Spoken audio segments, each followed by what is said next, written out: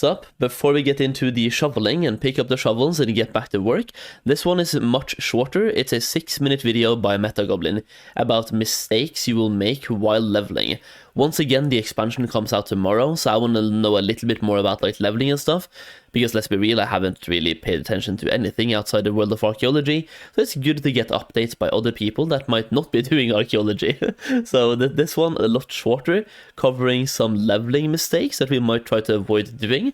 Now, I have been leveling in Cataclysm quite a bit myself, so hopefully I might be able to chime in with something here, or see if he knows everything that I do. Alright guys, so these are the top 5 mistakes that you're very likely going to make while leveling up in Cataclysm Classic. If you make these mistakes, you will run into a lot of problems when you hit max level, and probably never forgive yourself for how much time you have wasted. One of the most irritating things in Classic is the item level requirement to enter heroic dungeons, because it's 329. The higher level normal dungeons give free gear, so this means you'll basically have to get near enough a full set of free gear to enter. But there's only a select few dungeons that you can actually get this kind of gear from, and many classes will have to farm these bosses over and over again, which can be very time consuming and frustrating. But there is a way around this. You see, there's many group quests in the Twilight Highlands that provide free gear to help you get that much needed average item level boost. Because ideally, you want to be stepping into heroic dungeons straight away when you get level 85. As this will save the most amount of time, I'd recommend a mixture of leveling in Twilight Highlands and grinding dungeons. Just look at the group quest up on Wowhead and obviously the dungeon journal to see which bosses are going to drop that gear for your spec. And just make a plan on what you're going to work towards. I will leave some links in the description to help you here. You know, one thing that's likely going to prevent you from getting enough item level will be your trinkets, as it's obviously a slot with limited options. So do the quests Night Terrors and Once More Into the Fire. Again, they're in the description. These are 2 free 18 item level trinkets. Your trinkets from Wrath might even prevent you from getting into normal mode Grimbertoll, Lost City and Halls, so get this sorted. The fastest solo leveling route is provided by the RestedXP add-on. This is an add-on made by world record holding speedrunners. It tells you exactly what to do step by step, and it has a quest mob button to find mobs even easier and a quest item button so you don't have to go into your bags. The download link is in the description. Another mistake will be not doing every single dungeon once for the quests, mainly Lost City, Grimbertoll and Halls of Origination, because they're guaranteed to give free item level gear. But you should do the other ones also so that you can get into normal mode versions, obviously, of those dungeons. If the launch works like it did in original Cataclysm, then you'll actually have to do the introduction quests to these zones to unlock them, and then get to these dungeons in the game, discover the entrance itself before you can queue for that in the dungeon finder. Personally, I think it's worth doing because gaining XP and getting your best in slot gear for heroics at the same time is more efficient. Because otherwise, you're going to get to level 85 and have, like, you know, thumb up your backside, oh, I can't even queue for a heroic dungeon. Now, doing the Crucible of Carnage while leveling could be a mistake. This is the new Ring of Blood arena quest chain, by the way, but this is player dependent. You see, if you don't really care about gold, this place is going to be so packed at launch. This place is going to be so packed at launch, man. Everyone is going to try to get their blues, and it's like a Ring of Blood, but in this case we are all going to be there at roughly the same time and try to do it at the same time. Yeah, good luck here. Good luck on this one. I remember doing this back in the day, both at launch and after launch as well, and it was not a good time. That being said, the upgrades are really nice and they really help you out. Now, my take here is that if you care about your item level and you want to get into heroics easy, cap justice points right now before launch, even though I'm giving you this tip really late, but I've already talked about it in multiple videos in the past.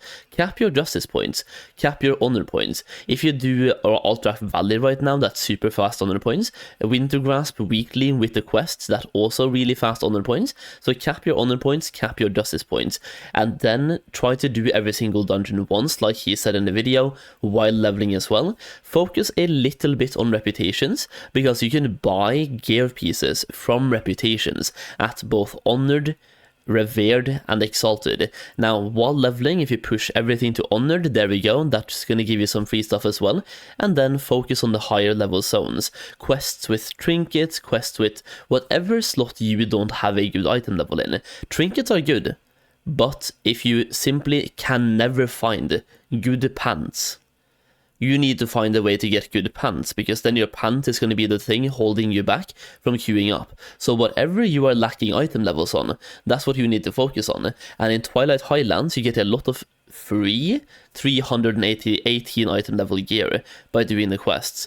So try to get to Twilight Highlands as soon as you can, when you can, and focus on that as well. Now, until that point, do all the dungeons once, and even while questing, queue up for dungeons, and if you have to, queue specifically, just to make sure you do the dungeons once. That would probably be the best thing. Hopefully one person accepts and the other 4 people help kill. Yeah, probably. But you also have to like have the other 4 people fly up again, hand in the quest, and then pick up the next one. Like one person picks up the next one. So there's a lot of coordination to be done, and if there's more than 2 groups doing the quest at the same time, it can even bug out. Anyone who played Wrath, you might have remembered the Suldrak arena. It kept bugging out. It could happen again in here as well, in this one, the Crucible of Carnage, where it literally might just bug out when too many people try to do it at the same time. From these quests, then, you know, you can do it while leveling. You're going to get 550k XP and 150 gold. But I think it's important to note that if you do this at level 85, you will instead get 450 gold. Ooh. And to be honest, guys, on launch, these quests are always a complete nightmare. Yeah. Since there's so many people always attempting to do the quest all at once, you'll have to wait a long time, you're very likely to get out of sync with your group because of some mistake that somebody makes, and then you have to start all over again and, you know, find a new group. In my experience, trust me, I've got a lot of years of experience with launches. Doing these on launch is always a waste of time. You normally end up wasting time more than you actually save, because you just could have stuck in a dungeon and carried on grinding or carried on questing. But you definitely do want to return to do these quests, because they will give free item level weapons, and that could be essential to unlock heroics. Yep. Guys, you've got to resist the urge to vendor stuff. Okay, it's going to take 20ish hours of time played to level up to 85. You're probably wasting thousands of gold vendoring your loot. Anything that is white quality or above, get it sent to a bankhole every time you return to a town, and make it a habit. Even green gear pieces. I think this is the biggest one for many people, because it's so tempting to just get that instant vendor value.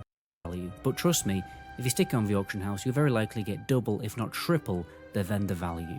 Be smart, guys, because any gold you're not making while leveling up, you're just going to have to make that, you know, make up for it later when you're level 85, because you're going to have to afford your raiding consumes. And the last mistake, honestly, is probably one of the most important, is open world leveling level 80 to 82.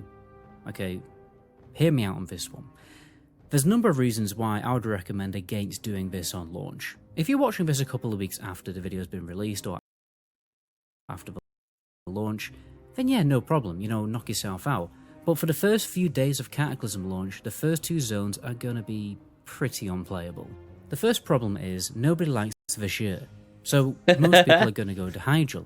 But both factions are squashed into this very little questing hub. Yep. It's even worse than the TBC launch. And the problem with Vashur is that there's this scripted cinematic event that introduces you to the zone, so there's a lot that can go wrong there.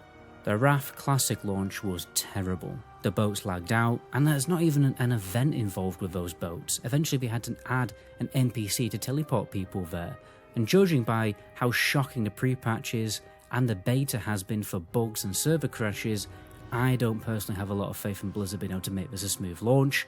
It's very obvious they're not devoting as much resources as a Cataclysm Classic needs. I mean, guys, don't get me wrong, I would love to be proven wrong, but a betting man wouldn't take that risk. Just do a bit of Blackrock Caverns, guys, until level 82 and then go deep home. I've actually made a new and improved pre-quest route so that you can chill in Northrend, getting a truckload of XP, 1.1 million XP to be precise, while you wait for the Zerg to die down. Just subscribe to my channel, go to my subscriber only video, and check it out in the description. But anyway, guys, before you head off, do me a solid, check out my second channel and subscribe to that, where I do non-WoW related videos. Anyway, my name is Matt Goblin. To my next video. Ciao. Alright, nice. So those are some leveling mistakes that people will make in Cataclysm. Once again, pretty good video.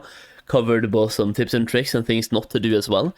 I would say once again, the Crucible of Carnage, it's a evaluate it when you get to it kind of deal, because you probably want to go to Uldum anyway, in which case you're doing quests around that area. Go to the Crucible, see if there's a lot of people. If there's too many people, skip. Don't even hesitate, just skip. You will save yourself time, and yeah, just skip it if you can. There's going to be a lot of people. Like, remembering back to myself on the Wrath launch, the Suldrak arena, it even bugged out. There was too many people doing it, it bugged out. So once again, yeah, just there we go. Either way, I'm going to link that video as well, so you can check it out if you somehow tuned into the stream during the video, so you can see it from start to finish. But good video by MetaGoblin, and a good one to see before the launch, which is happening soon. We are getting so close to the launch, and I am in full panic mode, because believe it or not, even though we have been watching videos, I don't have the staff. Yeah. Do not have the staff, boys. I see you spamming staff. There's no staff. There's no staff gamings. Of course, it's me. You think I get staff, boy? Man, dude. You think I'm getting staff? You actually think I'm getting staff? You guys have a lot of faith in someone who's been doing this for 214 hours. It's back to work, boys. It is back to work.